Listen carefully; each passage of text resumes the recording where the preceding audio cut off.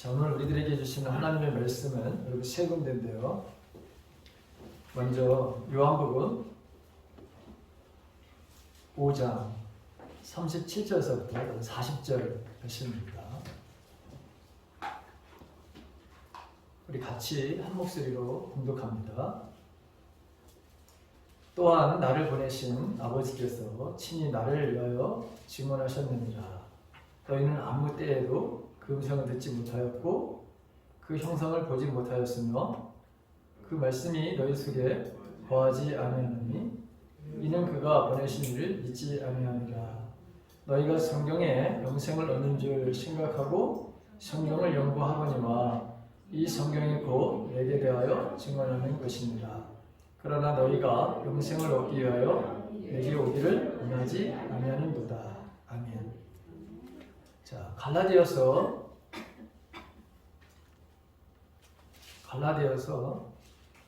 5장 22절과 23절. 역시 한 목소리로 함께 같이 봉독하는 겁니다. 제가 읽은 성경은 309쪽 정도가 됩니다. 다 같이 시작. 오직 성령의 열매는 사랑과 희락과 화평과 오래 참음과 자비와 양성과 충성과 온유와 절제니 이 같은 것을 금지할 법이 없느니라.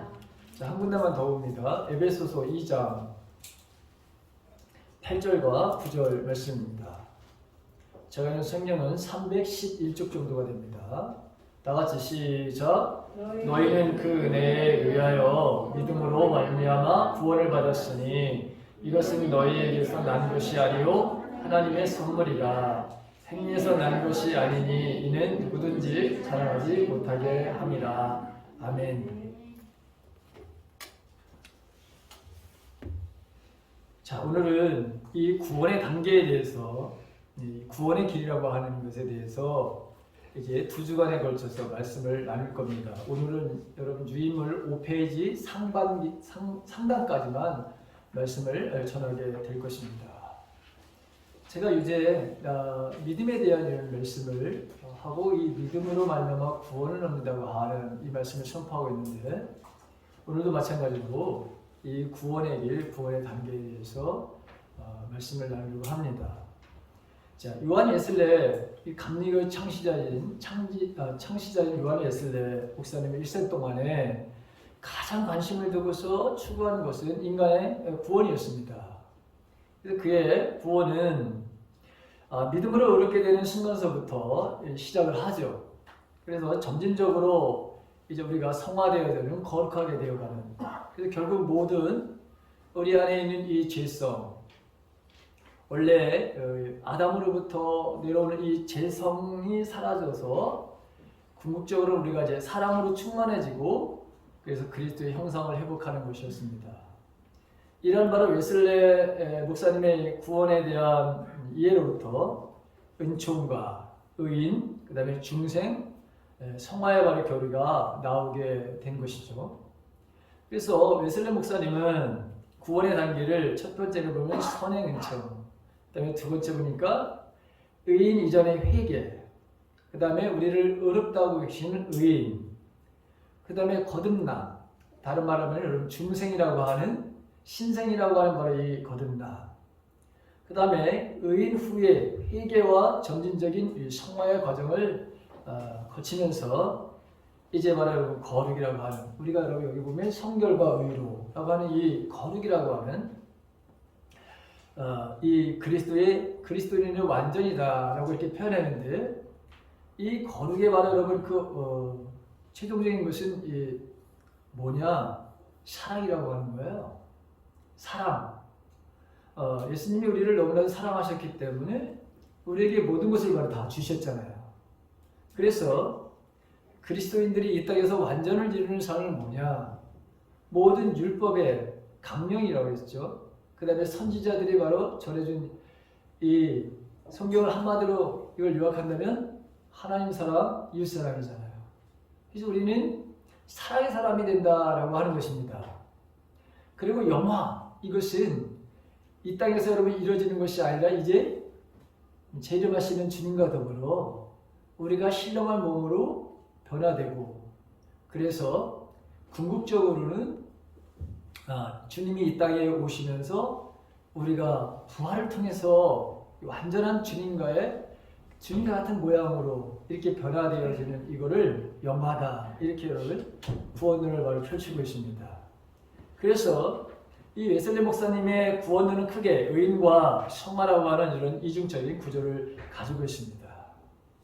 자, 인간은 아담으로부터 유전한 원죄와 자신이 범한 그런 자범죄로 인해서 죄인 신분으로 하나님을 가까이 할 수가 없습니다. 여러분, 첫 번째, 그 아담과 하와가 여러분 먹지 말라고 하는 그 선악과를 여러분 따먹죠. 그래서 인간은 이 원죄라고 하는 것을 벗어날 수가 없습니다. 그리고 자신이 바로 여러분 이제 하나님과의 관계에서 떠난 사람들이 저지르는 바로 이 죄, 이 모든 것들은 다 자범죄다, 이렇게 되어 있어.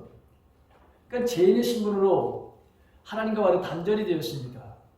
하나님과의 관계의 단절을 영적으로 죽음이다, 이렇게 성경은 말하고 있죠.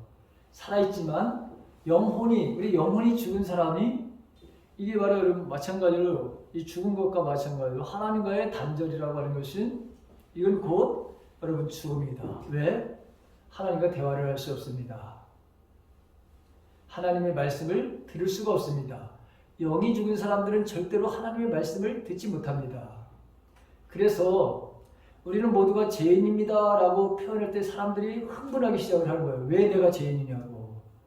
세상 사람들에게 우리는 모두가 죄인입니다 이렇게 표현을 하게 되면 나는 상대적으로 다른 사람들보다 선하게 살기 때문에 죄인이 아닙니다, 이렇게 생각을 합니다. 근데 그것은 당연히 인간 자신의 생각이지 하나님의 관점에서 보게 되면 죄인이라고 하는 것을 알 수가 없어요. 인정하지 않으려고 합니다. 내가 도둑질을 했나? 내가 무슨 살인을 했나? 사람들은 다 윤리적이고 도덕적인 것에 대해서만 그걸 가지고 판단의 기준을 삼습니다. 그런데 하나님과의 관계가 바로 깨어진 것, 이게 바로 죄악이고요. 하나님을 인정하지 않는 것, 그게 가장 악 중에 또 악이라고 하는 것을 세상 사람들은 모르기 때문에 우리 모든 인간은 죄인이라고 하는 것에 대해서 인정을 하지 않으려고 하는 것이죠. 자, 웨슬리 목사님은 이 원죄가 어떻게 되어진 것이냐? 바로 인간의 교만이다. 그 다음에 자기의 바로 우상 때문에 이렇게 된 것이다, 이렇게 말하고 있죠. 당연하죠. 이건 성경에 있는 말씀입니다. 왜죠? 인간이 하나님과 같이 될 수 있다고 하는 사탄의 게임에 빠집니다. 야, 너 이 선악과를 따먹으면 하나님과 같이 될 수 있어. 그리고 이런 마음에 하나님과 같이 된다고 피조물인 내가 하나님과 같이 된다? 이게 얼마나 달콤한 유혹입니까? 그래서 사과를 바로 따먹는 거죠. 아니, 사과가 아니라 선악과를 바로 따먹습니다. 가끔씩 하다가 자, 선악과를 바로 따먹으니까 이 교만해져. 하나님과 동등한 바로 그런 위치에서 내가 산다. 그런 권세를 가지고 있다. 그런 능력을 갖게 된다. 얼마나 여러분 이게 달콤한 유혹입니까? 그래서 자기가 바로 자기 우상이죠. 자기가 신이 된다고 하는, 하나님과 같은 존재가 된다고 하는 이것 때문에 원죄에 바로 여러분 이 죄를 저지르는 것이죠. 자, 원죄 안에 있는 사람들은 모두가 다 그래서 저주 아래 있다. 진노의 자녀들이다. 성경은 그렇게 말하고 있습니다. 우리는 모두가 다 진노의 자녀들이다. 하나님과의 관계를 바로 회복하기 위해서 인간은 스스로 아무것도 할 수가 없습니다. 인간은 바로 전적인 타락의 존재입니다. 이런 죄인된 이런 모습을 바로 이거를 구원하기 위해서 아무 조건 없는 하나님의 은혜인, 바로 하나님으로부터 오는 은총이 있어야 된다. 은혜가 있어야 된다. 그것이 바로 뭐냐? 선행 은총이다 라고 하는 것입니다. 구원을 위해서, 인간의 구원을 위해서 육체를 입고 여러분 이 땅에 오시는 예수님을 우리가 보게 됩니다. 그것도 가장 더럽고 추한, 가장 낮은 모습으로 마구간에서 태어나시는 그 주님을 우리가 보게 됩니다. 이건 다른 종교에서는 볼 수 없는 것이죠. 어떻게 하나님이 육신의 몸을 입고 이 땅에 올 수 있느냐? 그래서 유대인들은 자기들의 생각은 어떻게 하나님이 인간의 모습으로 올 수 있느냐? 있을 수가 없다. 하나님은 영광의 왕으로 오셔야 된다라고 하는 생각을 지금도 가지고 있습니다.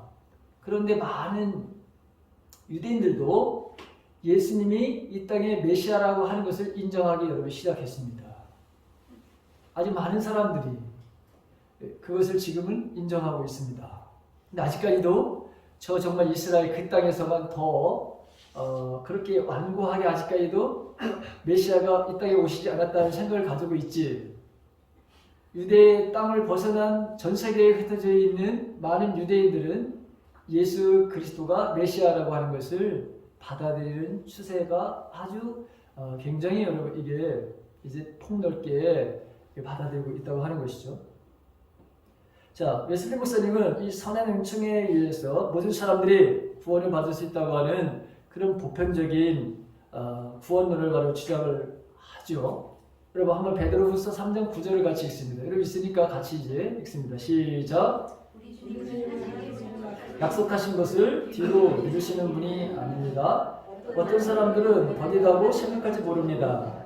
그러나 이것은 하나님께서 우리를 위해서 오래 참으시기 때문입니다. 하나님께서는 한 사람이라도 멸망치 않고 모두 회개하고 돌아오기를 바라고 계십니다. 이것뿐만이 아니라 하나님이 세상을 이처럼 사랑하사 독생자를 주셨으니 이는 저를 믿는 자마다 모두 멸망치 않고 영생을 얻게 하려 하십니다. 이렇게 계십니다. 누구든지 어떤 신분, 계층 따지지 않고, 그렇죠? 요한복음에 보게 되면 영접하는 자, 그 이름을 믿는 자들에게는 하나님의 아들이 되는 권세를 주셨다. 이렇게 여러분 말씀하고 있습니다. 디모데 전서도 마찬가지죠. 하나님의 뜻은 모든 사람들이, 온 인류가 다 구원을 받는 것이다. 그래서 웨슬리 목사님은 성경에 철저하게 모든 사람들이 여러분 이게 구원을 받을 수 있다고 하는 여러분 보편적인 구원이죠. 예정론이 아닙니다. 여러분 이중 예정이 아닙니다. 장로에서 말하는 이중 예정을 우리는 믿지 않습니다. 감리교는. 자, 그럼에도 불구하고 모든 사람이 구원받지 못하는 것은 인간이 구원받기를 원하면서 주님께 나아가기를 원하지 않기 때문이다 라고 하는 것이죠. 자, 여러분 요한복음 그 읽은 5장 37절과 40절을 다시 한번 여러분 이 페이지에 있는데 같이 한번 여러분 같이 읽습니다. 시작. 아버지께서 친히 나를 증언해 주셨다. 너희는 지금까지 그분의 음성을 듣지도 않았고 그분의 모습을 보지도 않았다. 또한 너희는 아버지께서 보내신 사람들을 믿지 않기 때문에 하나님의 말씀이 너희 속에 머물러 있지도 않는다. 너희는 성경에서 영생을 얻을 수 있다고 생각하여 성경을 부지런히 연구하고 있는데 바로 그 성경이 나를 증언하는 것이다. 하지만 너희는 영생을 얻기 위하여 나온 것을 거절하였다. 여러분 지금 아무리 성경을 말해 여러분 이걸 지식적으로 이걸 공부하려고 하는 사람이 많습니다.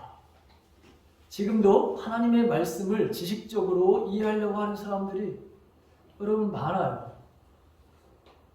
이 성경이 예수 그리스도에 대한 이것을 증언하기 위해서 구약도 필요한 것이고 그리고 신약에서는 정말 하나님께서 약속하신 이 메시아 그리스도를 통해서 인류 구원의 역사를 펼치시고자 그 예언한 것인데 이 구약을 바로 여러분 잘 이해해야 신약을 바로 여러분 잘 이해할 수 있습니다.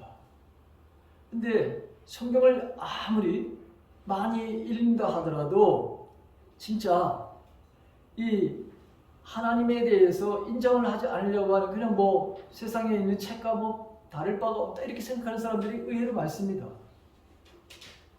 제가 여러분들에게 지난 시간에 믿음은 드러냅니다. 나타납니다. 보여지는 것이다. 이렇게 여러분 믿음에 대한 이야기를 했습니다. 근데 빛이라고 하는 것, 너희는 세상의 빛이다. 이렇게 말씀을 하셨죠. 여러분 빛은 드러나게 되어 있습니다. 그런데 보십시오. 등불을 켜가지고 말 안에다 두는 사람이 없다. 이렇게 말씀하시잖아요. 등경 위에다가 둬서 환하게 모든 사람들이 다 보일 수 있도록. 그게 등불을 켜는 바로 여러분 그 목적이죠. 보이기 위해서. 근데 너희들은 세상의 빛인데 오히려 말 아래로 숨으려고 하는 거예요.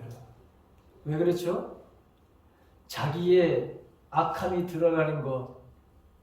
여러분, 빛으로 오신 예수 그리스도를 영접하고 싶지 않은 거예요. 우리가 아까 교동문을 바로 여러분 같이 교독을 했습니다.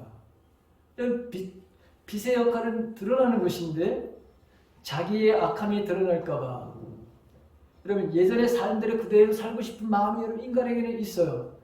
본성으로 돌아가고 재성에 바로 그 삶으로 돌아가려고 하는 그 본성이 있기 때문에 빛의 삶을 살기를 하나님은 원하시고 주님은 원하셔서 사람들이 가장 잘 보이는 곳에 우리를 바로 여러분 세워놓으려고 하는 거예요. 우리를 바로 사람들이 잘 볼 수 있도록 우리를 세워놓으려고 하는데 왜냐면 우리 자체가 빛이니까. 그런데 여러분 빛의 삶을 살려고 하지 않습니다. 소위 크리스찬이라고 하는 소위 교회를 다니는 사람들 중에서도 빛으로 소금으로 향기로 내가 누구인지를 여러분 모르는 사람들이 너무나도 많습니다. 그래서 여전히 죄악 가운데 사는 그 모습이 너무나도 많습니다. 왜 그렇죠? 그것이 여러분 좁은 길이에요. 예수 믿는 게 여러분 좁은 길이에요. 좁은 문이에요. 길이 협착해요.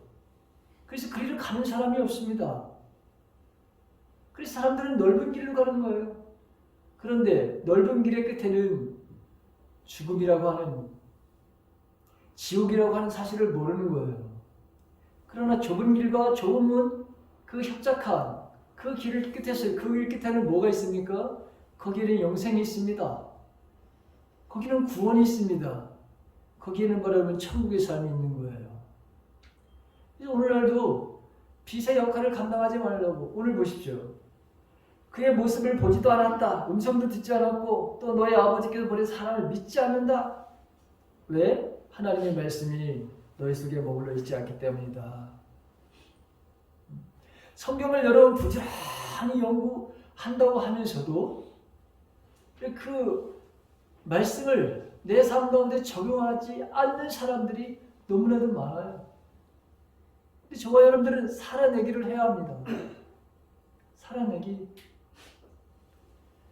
자, 인간은 거기 하나님의 선행, 은총을 거부할 자유의지가 있으며 빛으로 나와 자기 행위가 드러날 것을 두려워하기 때문이다. 이렇게 됐어요. 여러분, 하나님께서 우리에게 주신 선물이 너무너무 많아요. 근데 그 중에 여러분 선물이 뭐냐면 자유의지라고 하는 거예요. 자유의지. 내가 하나님의 은혜를 거부할 수도 있어요. 그러나 자유의지로 하나님의 바로 은혜를 내가 선택할 수 있어요. 선택이 얼마나 중요한지 오늘 중고등부 예배 시간에도 우리 김민영 집사님께서 선택이라고 하는 것에 대한 이야기를 하면서 오징어 게임에 대한 그 예를 들면서 정말 설교를 정말 감동 있게 했어요. 자, 하나님 주신 하나님이 인간이 어떻게 될 줄 알면서도 사실을 주신 것이 이 바로 자유의지라고 하는 거예요.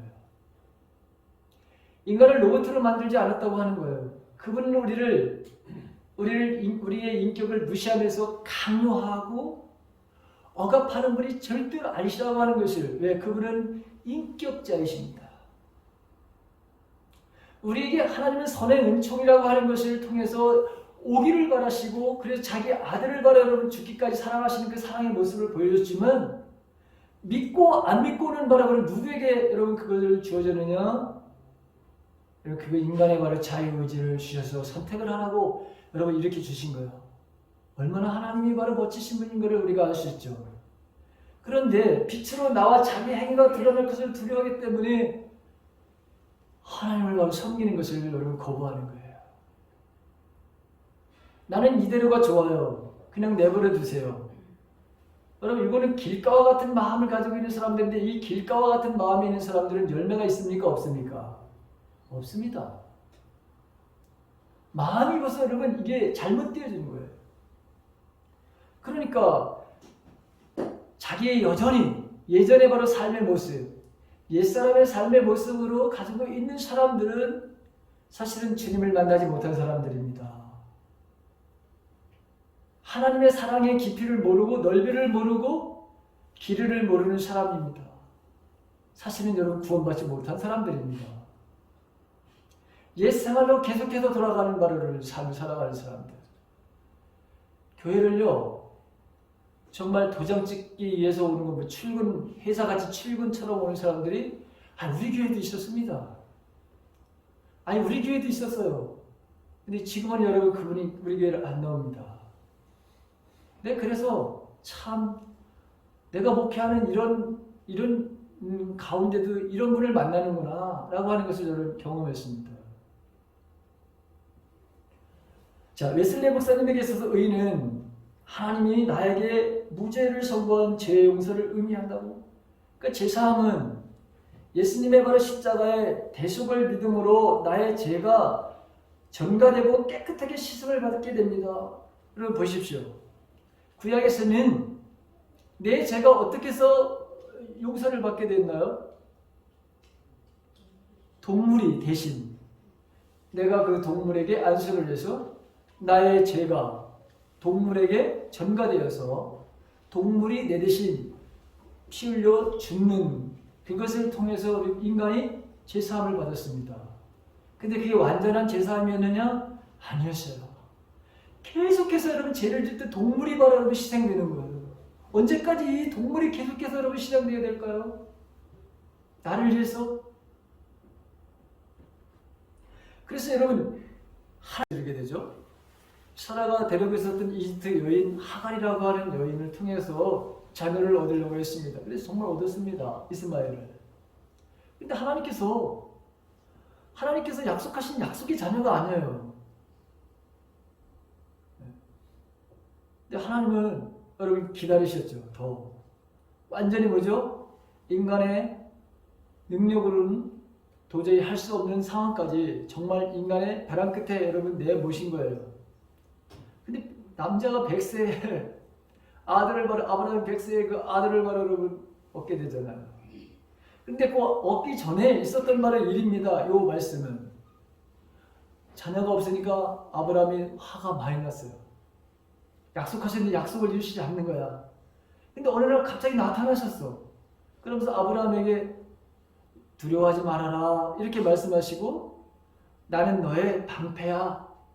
나의 상급이고 너의 상급이고 정말 내가 너의 방패야. 이렇게 말씀하셨더니 아브라함이 화를 냈어요. 아니 나에게 뭘 주시려고 합니까? 이렇게 여러분 얼마나 그가 평상시에 이제 하나님에 대한 원망과 하나님에 대한 뭐라고 뭐죠? 이 불신의 마음을 여러분 가지고 있었어요. 그럴 수 있잖아요, 우리들도. 지금 여기 약속한 지가 10년이 훨씬이라고 막 지나가는데. 그랬더니 아브라함 보고 얘야 바깥으로 나와라. 이리 좀 나오너라. 그래서 여러분 밤하늘을 보게 하셔가지고 내가 저렇게 자녀들을 많게 할 거야. 그때서야 하나님 여러분 자기를 지금 찾아오셨잖아요. 그리고 여러분 바깥으로 나오라고 해서 하늘을 바라보면서 또 약속을 하시잖아요. 그러니까 이제는 여러분 뭐죠? 믿을 수밖에 없는 상황이 된 거예요. 하나님 그렇게 화났던 화가 잘 났는데 내가 약속을 이룰 거야 라고 하는 말씀을 듣게 되니까 믿게 된 거죠. 그래서 아브라함은 여호와의 말씀을 믿었다. 그래서 이렇게 여겼다는 것입니다. 자, 인간은 죄인에서 의인으로 바뀌면서 이 흑암의 바로 여러분 이 세력이 있어요. 거기는 바로 주관권이라 했어요. 하늘의 바로는 주관권으로 옮겨오며 하나님과의 관계가 회복됩니다. 이것을 여러분 골로새서 1장 13절과 14절 다 같이 읽습니다. 시작. 아버지께서 우리를 흑암의 권세에서 건져내셔서 자기의 사랑하는 아들을 낳고 주셨습니다. 우리는 그 아들 안에서 구속 곧 제사함을 받았습니다. 여러분 이렇게 되는 거예요. 죄인에서 이제는 바로 의인으로. 흑암의 권세에서 자기 아들을 믿는 하나님의 아들의 나라로 이렇게 우리가 바로 완전하게 신분이 바뀌는 거예요. 자, 의인은 또한 하나님의 자녀로 다시 태어나는 것을 태어나는 말을 중생이라고 하는 것, 다른 말로 거듭남, 또 다른 말로는 신생이라고 하는 것이죠. 이렇게 인간이 값없이 어렵게 되는 것은 예수님이 내 대신에 하나님의 뜻에 죽기까지 여러분 복종한 그 의를 바로 여러분 세우셨기 때문입니다. 하나님 앞에 예수님의 의를 바로 세우셨어요. 하나님의 뜻이 뭡니까? 아들을 바로 죽여서 모든 인류의 구원을 가져오는 이 거룩한 뜻, 하나님의 하나님의 뜻, 하나님의 계획, 하나님의 섭리였는데 이것을 누가 이루신 거예요? 예수 그리스도께서. 자, 그래서 아담 한 사람으로 인해서 온 이 인류의 바로 여러분 이 죄와 사망이 들어왔고, 그렇지만 이제는 예수님 한 사람으로 말미암아 인해서 우리가 의로운 사람이 되었고, 우리가 바로 우리 안에 뭐죠? 생명이 바로 들어온 거예요. 자, 고린도전서 15장 22절을 같이 읽습니다. 다 같이 시작. 아담 안에서 모든 사람이 죽는 것과 같이 그리스도 안에서 모든 사람이 살아나게 될 것입니다. 아멘. 자, 의인이 된 사람은 죄와 사망으로부터 해방되어가지고 하나님께 이제는 순종하게 되고 선을 행할 수 있게 됩니다. 의인이 이루어지기 위한 조건으로는 그래서 여러분 하나님의 은혜, 그렇죠. 그게 아까 말한 선의 은총, 그 다음에 그리스도의 대속, 예수 그리스도의 바로 공로를 믿는, 십자가의 바로 이런 피 흘림을 믿는 그 믿는 것 때문에 인간의 바로 그러죠. 참된 믿음이 이제 우리 안에 바로 있는 것이죠. 자, 웨슬리 목사님은 철저하게 이렇게 성경적으로 모든 이 믿음에 대한 것을 설명하고 있습니다. 그래서 의인됨으로 이제는 완전히 죄 속에서 해방된 것은 그런데 아니에요, 여러분. 우리가 바로 여러분 완전하게 예수를 믿는 그 순간과 또 완전한 우리가 성화의 단계에 딱 이르느냐? 아니죠. 성화를 바로 여러분 통해서 내적인 바로 죄의 근절이 있어야 한다고 그렇게 말씀을 하시죠. 그래서 웨슬리 목사님은 구원 순간적입니다. 예수 그리스도를 믿는 그 순간서부터 뭐죠? 우리는 바로 여러분 죄 용서를 받는 거잖아요. 그런데 구원이 순간적이면서도 점진적인 거예요. 낮은 단계에서 높은 단계로 성장하는 과정이 반드시 필요합니다.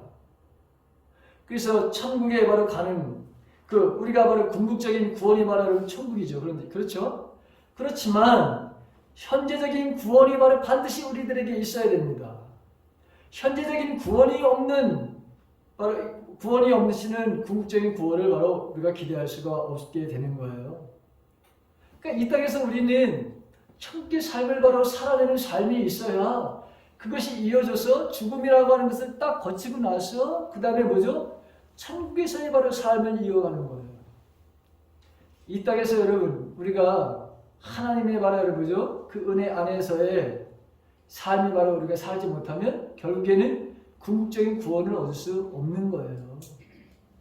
그래서 여러분들은 이미 구원 받았고, 앞으로 여러분 뭐죠? 앞으로도 구원 받을 것이고, 그렇잖아요. 이미 구원을 받았어 우리는. 이게 여러분 믿어줘야 되는 거잖아요.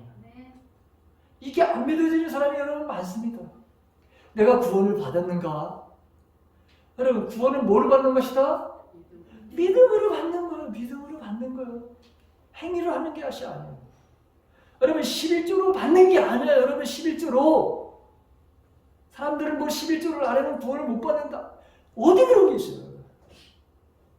그런데 여러분 뭐죠? 우리가 이 믿음을 통해서 온전하게 여러분 믿음 생활을 하게 되면 11조는 당연히 뭐죠?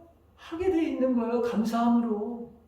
그래서 그걸 하게 되면 하나님이 우리들의 삶 속에 뭘 경제에 바라는 축복을 주시는 거예요.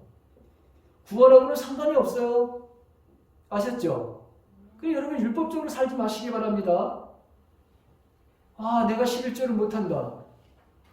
여러분 거기서 좀 제발 여러분들이 좀 자유롭기를 바랍니다. 힘들면 여러분 뭐예요? 한시적으로 여러분 못할 수도 있는 거예요. 그걸 바로 여러분 그거를 가지고 여러분 나 이거 구원 못 받았나? 아니요. 하나님은 그렇게 쪼잔한 하나님이 아니에요.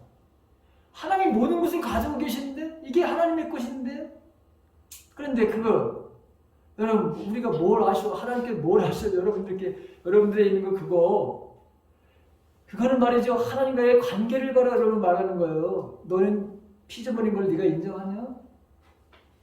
내가 창조주 하나님을 말해 너가 인정하는 거니?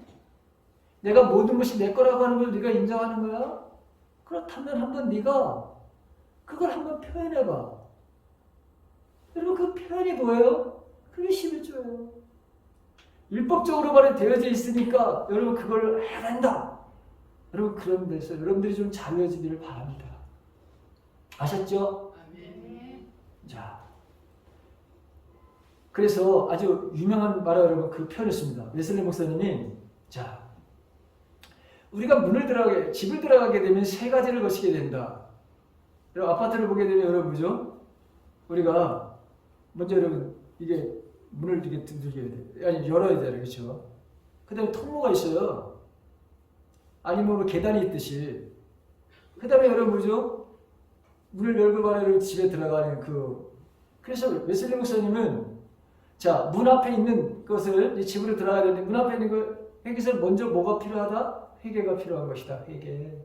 돌아서면 완전히 돌아서는 필요한 것이다. 옛사람을 청산해야 된다는 것이잖아요.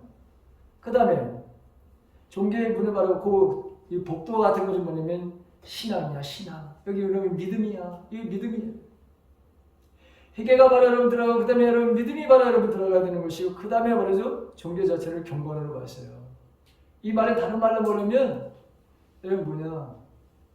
이게 사랑으로 보는 거야. 우리가 바로 이뤄야 될 바로 이 땅에서 인간이 이룰 수 있는 최고의 덕목이 뭐냐? 그게 바로 사랑이에요, 사랑. 그래서 우리 모든 일을 뭘로 알아?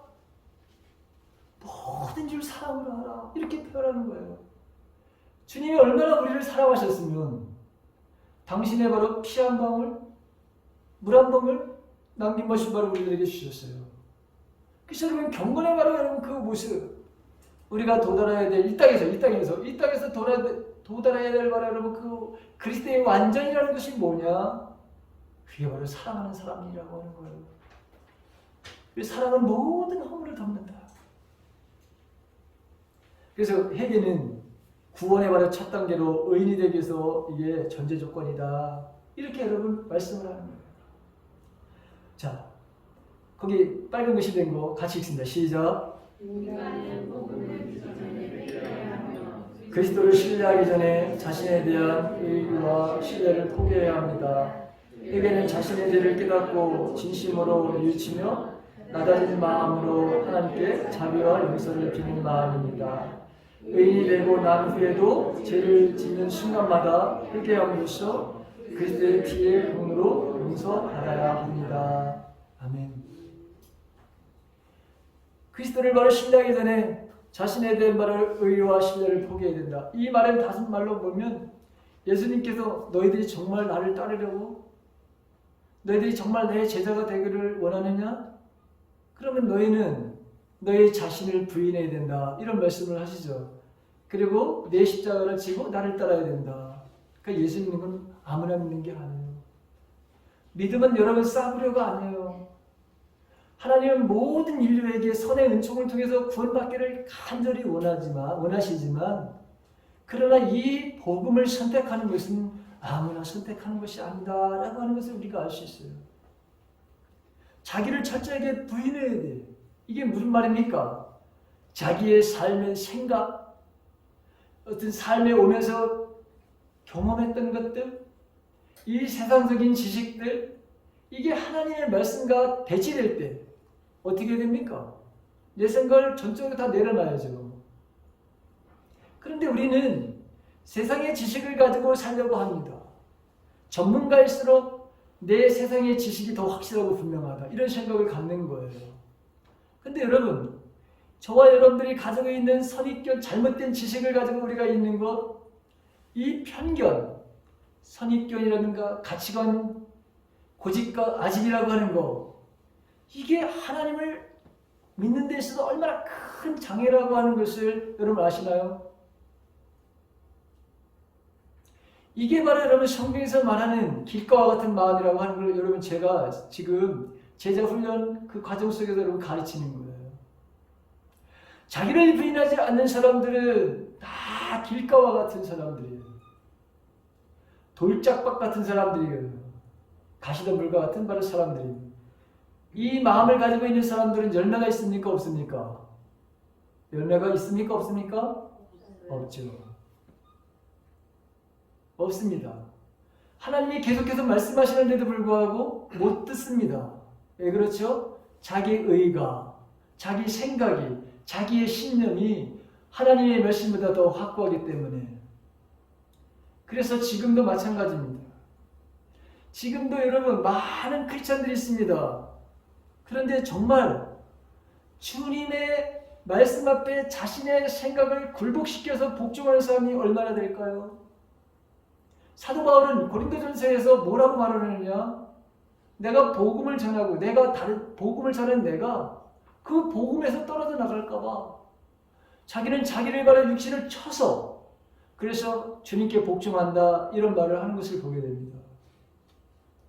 여러분 복종은 하나님 앞에 복종은 하나님 앞에 바로 여러분 순종은 아무나 하는 게 아니에요. 여러분 보십시오. 여러분들이 삶을 지금까지 살아오면서 분명히 하나님께서 하지 말라와 하라고 되어 있지요. 그런데 얼마만큼 여러분들이 하라고 하는 것을 지금 하고 있습니까? 하지 말라고 하는 것을 얼마만큼 여러분은 하지 않고 인생을 살고 있나요? 하나님의 말씀은 절대적인 거예요. 절대적인 순종을 원하시는 거예요. 절대적인 복종을 원하시는 거예요. 99.9%는 세상에서 이게 완전한 것이라고 그렇게 인정을 해요. 근데 하나님의 시각에서 99.9는 가짜입니다.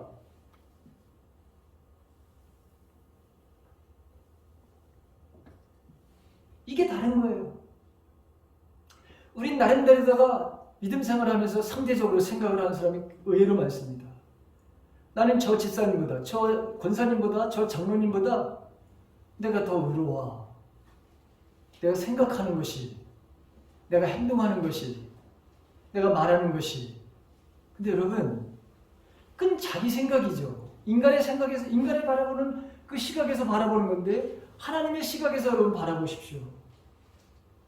저와 여러분들은 항상 하나님의 시각을 가져야 되는 것입니다. 주님의 시각으로 여러분 봐야지.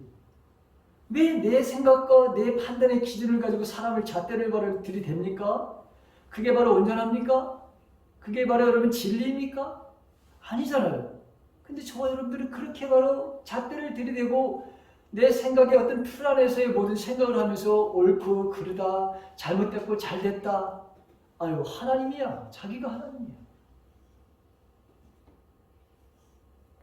자, 계시록 7장 14절에 있는 말씀을 같이 읽습니다. 다 같이 시작. 가르쳐 주십시오. 말했습니다. 그 장로는 내게 대답해 주었습니다. 이들은 큰 고난을 겪은 자들입니다. 이들은 어린 양의 피로 자신들의 옷을 씻어 시게 하였습니다. 여러분 보십시오. 지금 이 계시록에 있는 말씀을 보게 되면 온갖 순환, 핍박, 어려움들을 견뎌오고 여러분 구원받은 그 사람들입니다. 여기에 바로 여러분 이 혼인잔치에 참여하는 사람들은 아무나 여러분 참여하는 게 아니에요. 우리는 물론 실수합니다. 살다 보면 여러분 넘어지고 자빠지는 일들도 있어요. 여러분 보십시오. 다윗을 보십시오. 다윗이 그렇게 하나님을 바로 얼마나 공경했던 사람이었습니까? 그런데 간음죄를 저지르잖아요. 살인죄를 저지르잖아요. 다윗만 그렇습니까? 아닙니다. 성경에 나와 있는 여러분 이 로마 이 수많은 말을 여러분 성경을 말하 여러분 기술했던 사도 바울을 보십시오. 사도 바울은 다윗과 비교해 볼 때 나은 점이 있었나요? 아니잖아요. 그대로 사람을 죽이는 거, 예수 그리스도를 믿는다고 하는 것은 바로 이것에 대해서 얼마나 자기가 그런 핍박을 했던 사람이고 그 예수 믿는 사람을 당연히 죽여야 된다고 하고 그 시대반이 바로 죽는 그런 현장에서도 바로 자기는 그 죽이는 사람의 옷을 지켜주면서 잘하고 있다. 죽여라. 이렇게 했던 사람입니다. 똑같이 살인자였어요. 그런데 그가 예수 그리스도를 만나고 나서 180도 달라지는 것을 우리가 보게 되죠. 그렇죠? 그 말입니다. 자, 이들은 어린 양의 피로 자신의 옷들을 씻게 하였습니다. 옷이라고 하는 자신의 발에는 뭐죠? 행위. 이 모든 것들을 바로 여러분 예수 그리스도의 피로 날마다 여러분 씻고 해서 여러분 어린 양의 혼인잔치에 참여할 수 있는, 그리고 그 모든 핍박과 어려움과 고난의 삶을 바로 다 이겨온 사람들이다라고 하는 것이죠. 의인이 되고 난 다음에 죄를 순간마다 뭐죠? 회개함으로써 그리스도의 피로 그들의 용서를 받았다고 하는 이 말씀이기도 한 거예요. 우리는 그런 사람들입니다. 그래서 종교 개혁자 루터는 예수님이 십자가의 희생으로 이루어놓으신 의를 믿음으로써 값없이 의롭게 되는 것을 나로 깨달았어요. 그래서 바로 의는 믿음으로 산다고 하는 이 모토를 가지고 종교 개혁을 한 거예요. 행위에서 가는 게 아니라. 근데 웨슬리 목사님 또한 선한 일을 통해 구원을 이루려고 했지만 실패하고, 이게 올더스케이트 집회의 신앙 체험을 통해서 오직 그리스도를 믿고 의지함으로써 구원을 얻는다고 하는 그리스도 중심적인 구원관을 여러분 갖게 됩니다. 여러분, 이 요한 웨슬리 목사님 말이죠. 런던에 있은 그 모라비안 교도들의 그 집회에서 1738년도 5월 24일 날 8시 45분 그 올더스케이트라고 하는 그 거리의 한 집회에 하나님의 영이 믿는 사람들의 마음에 역사하여 변화를 일으킨다고 하는 내용으로 된 이 루터의 여러분 로마서 주석을 바로 여러분 누군가가 낭독을 하고 있었어요. 근데 거기 역사적인 기록에 보면 페인트공 홀런드시라고 하는 사람이 이 로마서 서문을 바로 여러분 읽고 있었는데, 그때 그 말을 듣자 웨슬레 목사님의 마음속에는 어떤 일이 일어나느냐, 신앙에 바로 불이 타오르기 시작했어요. 나는 마음이 이상하게 뜨거워지는 것을 느꼈다. 나는 구원을 얻기 위하여 오직 그리스도만을 신뢰했다고 느꼈다. 그리고 그때 한 가지 확증, 곧 그리스도께서 나의 죄, 심지어 내 자신까지도 제거해버리시고 나를 죄와 사망의 범에서 구원하여 주시는 데에 대한 확증을 내가 얻었다. 여러분, 이때 사실은 가고 싶지 않았던 말로 집회였어요. 왜 그러냐면 미국의 조지아주에 가가지고 2년 동안 선교를 했어요. 선교를 했는데 실패를 했어. 자기가 그냥 엄청나게 노력을 했어. 그런데 2년 동안에 여러분 얼마나 없어요. 시리에 좌절에 빠져가지고 여러분 돌아오는데 거기에 바로 여러분 누가 탔냐? 그 배에 모라비안이라는 교도들이 여러분을 타고 있었어요. 25명이. 그런데 이분들이 그 배 항해가 여러분 오랫동안 지속되잖아요. 근데 그 항해가 오랫동안 지속되는 가운데 이들이 헌신적으로 정말 그 사람들을 섬기는 걸 봤어. 웃으면서 기쁨으로 아주 여러분 즐거움으로. 그런데 어떤 일이 벌어졌냐면 배가 여러분 파산 일부 직전까지 갔어요. 완전히 이제는 배가 깨져가지고 이제는 죽을 수밖에 없는 그런 상황까지 갔는데, 그런데 이 모라비안 교인들이 그런 상황에서도 어느 한 사람 하나 겁을 먹지 않았어요. 두려워하는 사람이 단 한 사람도 없어요. 오히려 하나님의 찬양을 하면서 예배를 드리는 그 표정이야말로 이 땅에서 천국을 보는 거예요. 저 사람들은 뭐지? 나는 지금 조지아주에 가서 선교를 2년 동안 하다가 완전히 실패하고 돌아가는데, 근데 저 지금 이 죽을 것 같은 바람을 이 상황 속에서 찬양을 하면서 기쁨으로 그 다음에 그 모든 과정을 봉사하는 저 사람들의 저건 뭘까? 굉장한 충격을 받습니다. 거기에 지도자를 만나게 되고 당신은 구원받은 확증이 있습니까? 질문을 받아요. 대답을 못합니다. 웨슬리 목사님 못해요. 여러분 타이타닉이라는 영화를 보셨죠? 저는 몇 번 봤습니다. 여러분 그 타이타닉의 가장 인상적인 여러분 그 장면이 무엇이라고 여러분 여기시는가요? 혹시 보신 분들 중에서 정영석 권사님 혹시 보셨습니까? 타이타닉? 예전에 한번 봤습니다. 봤어요? 네. 혹시 거기서 내가 가장 인상적인 게 여러분 뭐라고 생각나는 게 혹시 있습니까? 뱃머리에서 이거 잡아. 네, 네, 대부분이 다 그걸 많이 해요. 신앙적으로는 이제 그 침몰할 때 네, 그 찬양하는 네. 끝까지. 그렇죠. 저는 바로 그겁니다. 제가 가장 인상 깊게 지금도 생생하게 거기 여러분 보십시오. 내 주를 가까이 하게 하면 그 여러분 연주를 합니다. 지금 사람들이 지금 우왕좌왕하고 돈 있는 사람들은 여러분 살아나겠다고 여러분 불법을 저리로 내려가죠. 보트를 바로 여러분 막 타기 시작하죠. 난리가 났습니다. 어떻게 하면 여기서 살아날까? 그런데 거기에 그 연주자들은 그 당황하는 사람들을 바로 안정시키기 위해서 내 주를 가까이 하게 하면 여러분 바이올을 킵니다. 이제 정말 마지막 순간이라고 하는 순간에까지 왔습니다. 여러분 다 흩어집니다. 그 사람들도. 그런데 어떤 사람이 다시 여러분 악기를 하나 잡습니다. 거기서 여러분 뭐죠? 내 주를 가까이 하게 하십니다. 여러분 그 바이올을 키죠. 그 흩어졌던 사람들이 다시 옵니다. 여러분 이게 어떻게 가능할까요? 여러분 인생은 신앙은 어디에서 증명된다 그랬죠 제가? 인생의 벼랑 끝에서 증명되는 거예요. 그때 드러나는 거예요. 그때 나타나는 거예요. 하나님은 왜 고난이라고 하는 것을 여러분 걷게 하실까요? 테스트를 하시는 거예요. 네가 정말 믿음이 있니? 나를 바라보는지.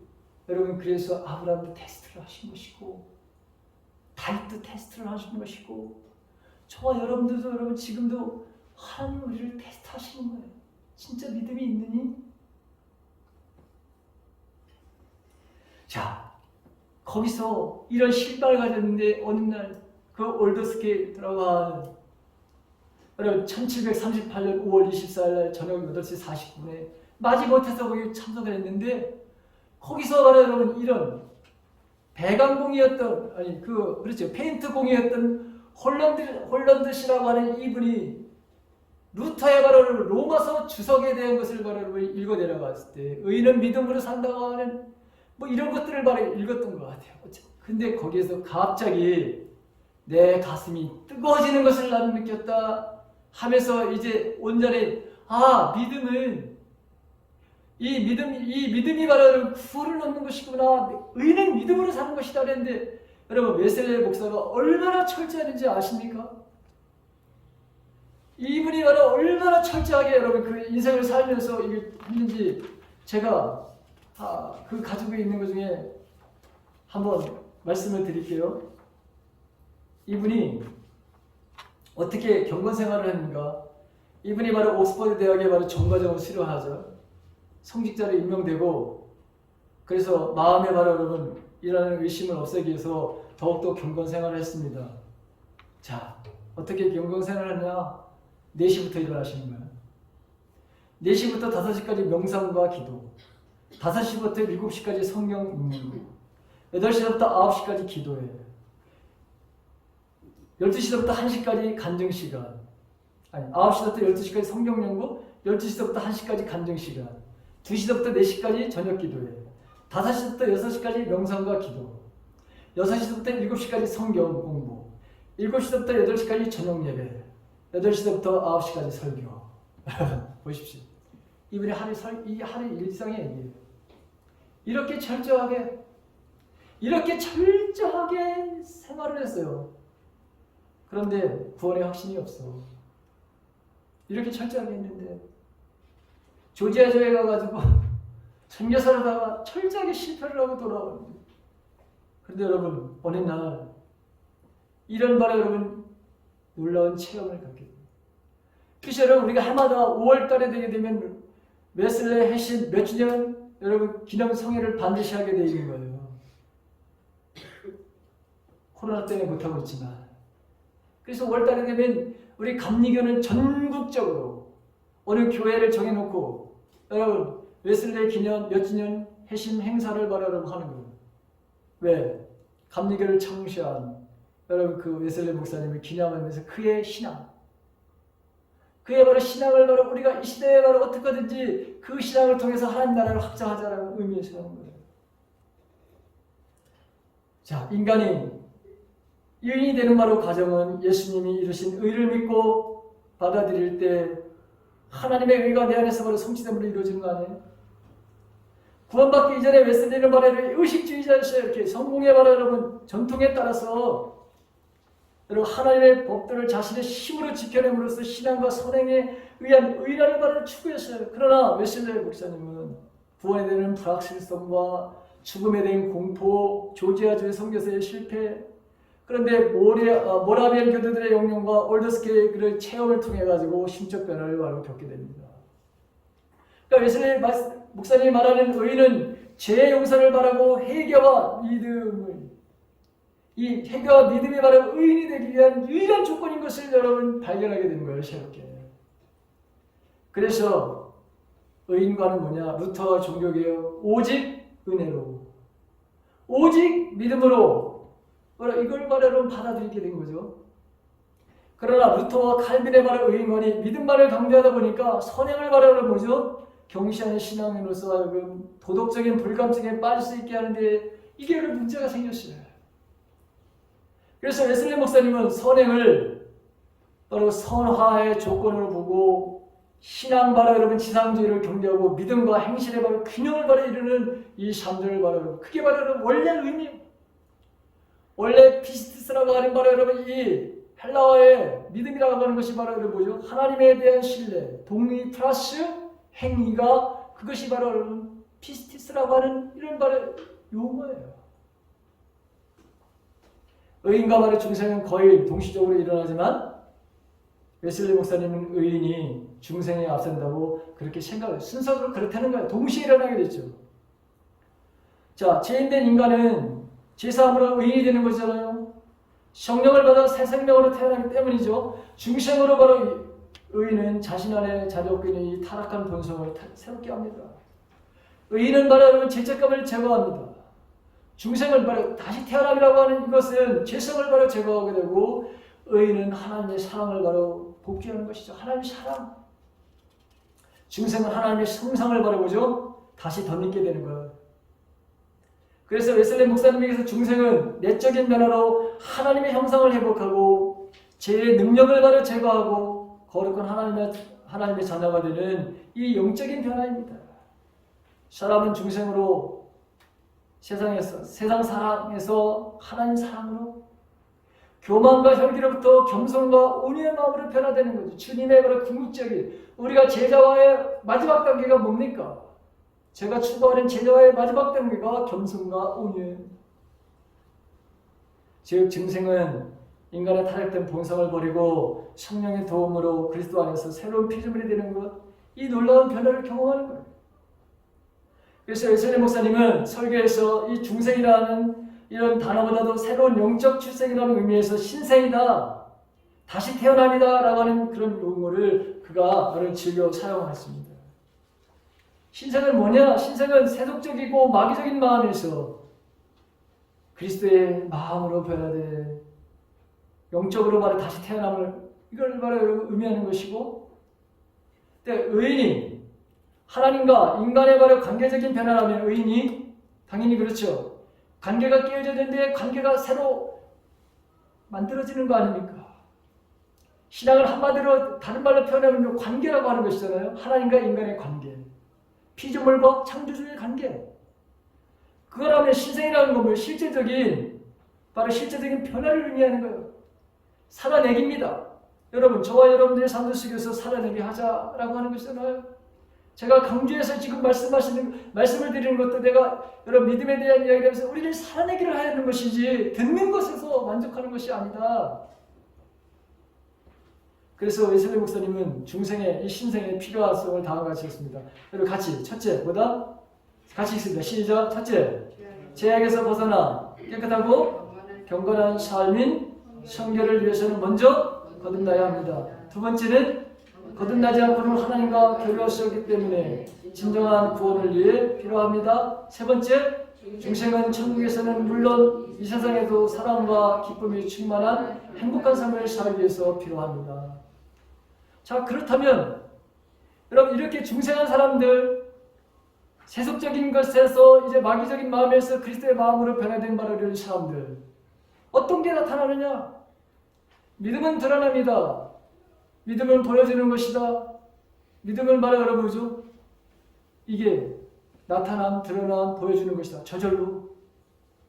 내가 보여주고 싶어서 보여주는 것이 아닙니다. 우리는 바로 그렇게 되어 있습니다. 어떻게 빛이 있는데 그게 저절로 빛이 빛나는 것이지. 태양을 보십시오. 지금 태양이 있음으로 해서 빛이 있잖아요.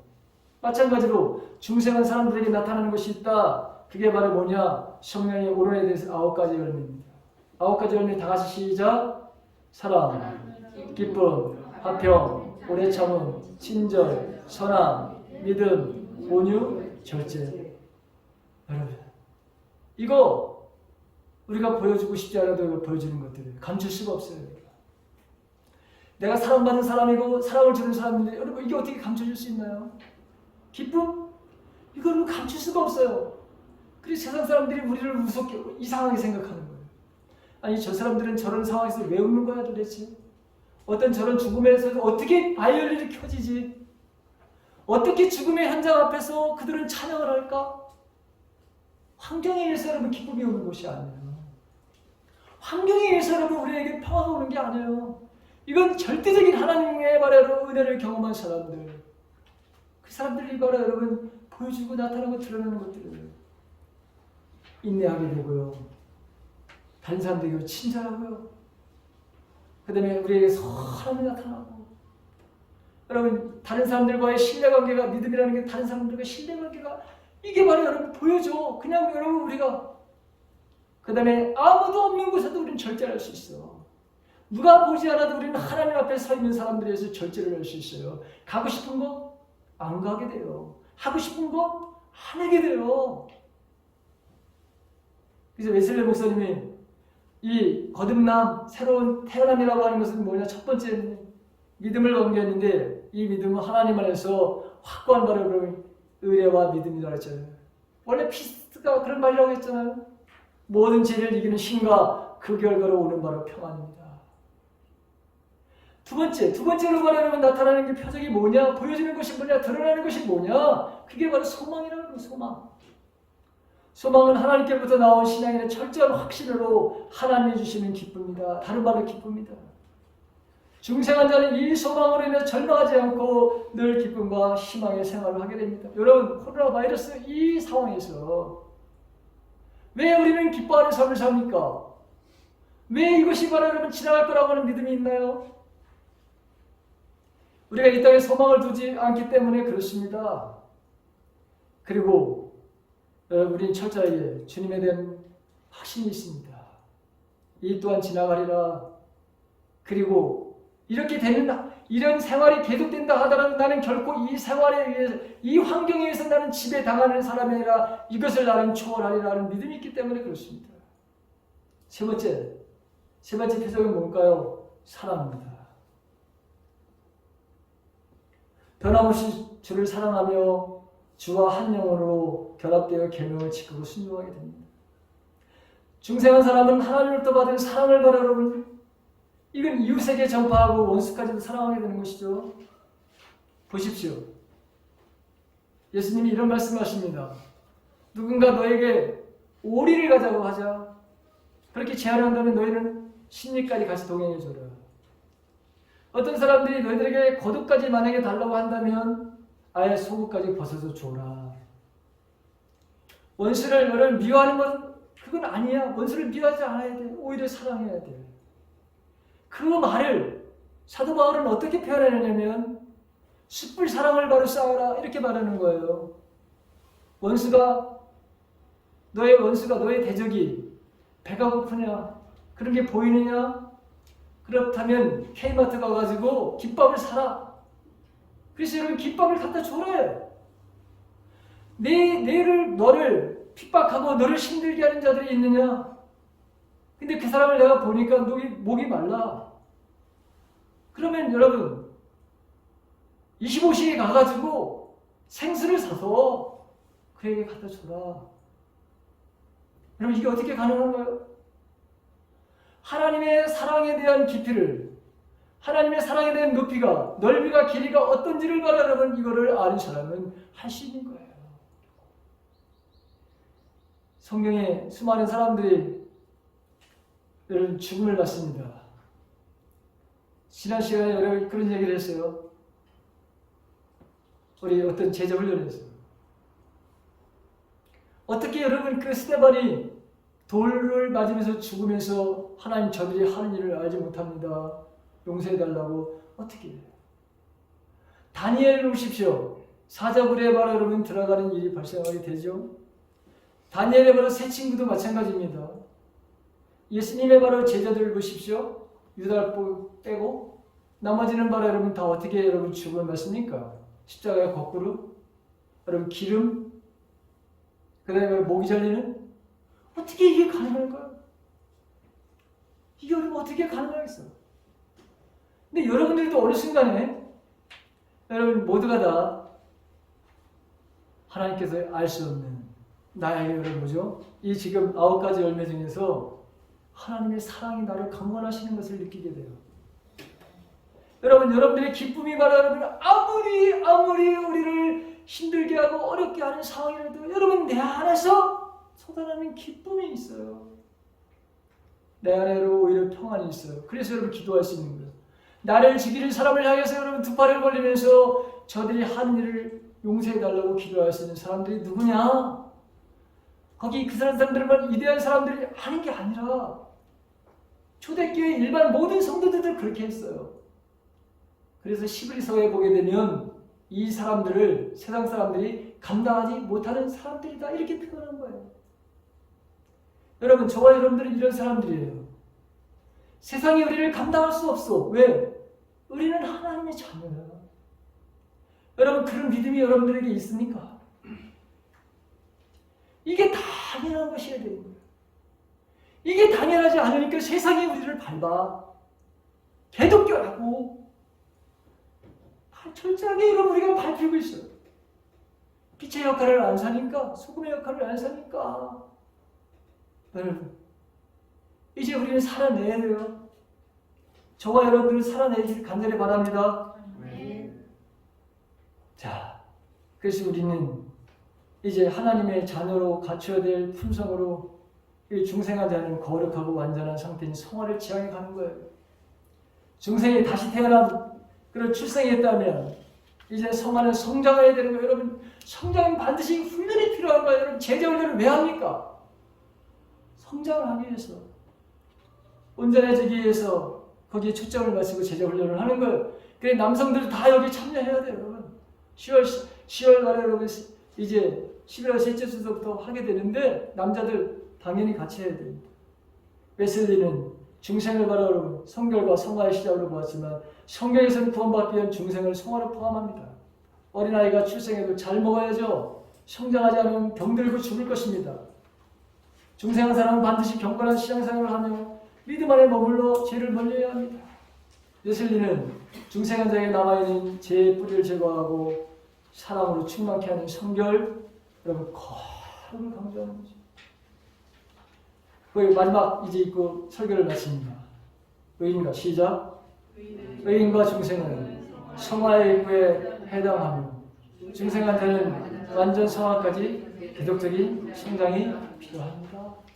여러분 성장을 하는데 게을리 그리고 제자 훈련이라든가 양육계 여러분 포기하지 마십시오.